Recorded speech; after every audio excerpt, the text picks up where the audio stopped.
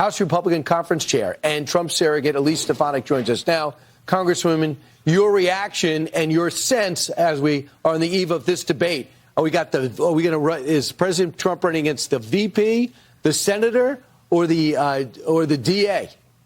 He is running against all of Kamala Harris's failed record. Let's start with the border, Brian. Kamala Harris is Joe Biden's open border czar. In fact, I put a resolution on the House floor, and even multiple Democrats voted condemning her role as Joe Biden's open border czar. She owns this illegal immigration crisis that has led to crime skyrocketing, that has led to loss of life of law-abiding Americans because of her radical policies. In addition, President Trump will hold her accountable for her failed record as DA, her pro-illegal, anti-American record. The fact that she supports defunding the police when President strongly supports our law enforcement, and that's why he has the endorsement. So this is going to be a clear contrast today for all Americans to see, and it is long overdue. Think about this, Brian.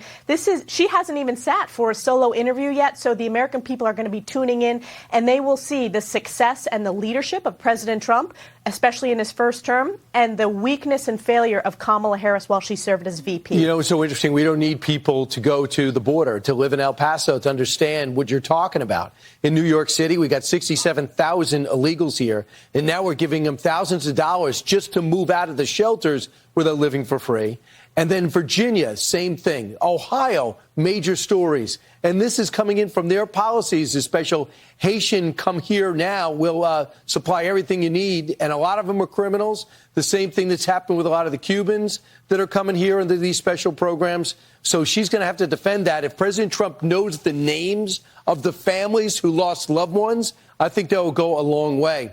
Well, I can tell you President Trump does know the names. He has spoken to the families who have lost loved ones because of Kamala Harris's failure as Joe Biden's open borders are. And you're right. Every district, every state is a border state. Look no further than my home state of New York. Look no further than my district, the northern border. We have had an enormous skyrocketing of illegals crossing the northern border in the Swanton sector, including individuals on the terrorist watch list. And when you think about those families who are still grieving the loss of their loved ones because of these crimes and murders committed by illegals, it is because of Kamala Harris's policies as Joe Biden's open borders are versus President Trump's successful policies to secure the border. Well, let's talk about the Republican House has produced. We now have a report on what went wrong 3 years ago in the Afghanistan evacuation, the biggest disaster in American military history. Today, you're going to be honoring 13 who lost their lives. Keep in mind, lost their lives at Abbey Gate after the explosion.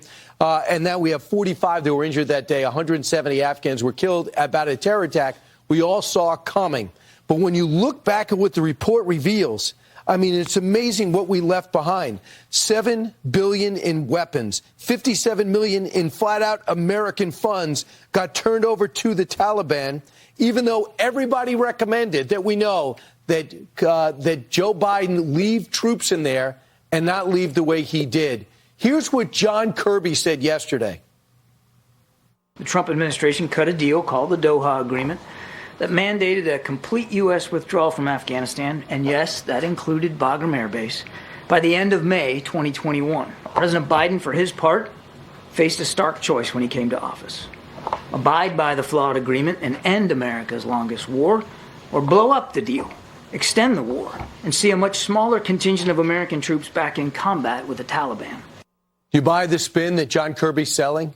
No, absolutely not. And everyone knows President Trump would have made sure every piece of equipment, everything would have come back to the United States and not leave it for the Taliban. And most importantly, President Trump would have ensured that every single service member was protected. That was the opposite of what Joe Biden did. And Kamala Harris was the last person in the room when he ordered this catastrophic withdrawal. He put our troops at risk. And now we have 13 Gold Star families who are mourning the loss of those 13 service members. We are honoring those Gold Star families today. I've met with them. President Trump has met with them many, many times. You know who hasn't met with them, Brian? Kamala Harris. She is unfit to be commander-in-chief, and she was the last person in the room. The American people are tired of Joe Biden and Kamala Harris trying to blame President Trump for their failures. They've been in office for nearly 4 years. They have failed on the national security stage. They have failed when it comes to our economy. And this is why, as voters tune in this evening, President Trump is going to compare his record of success in his first term versus is Kamala Harris's record of failure. Right. John Kirby should have talked to Ned Price,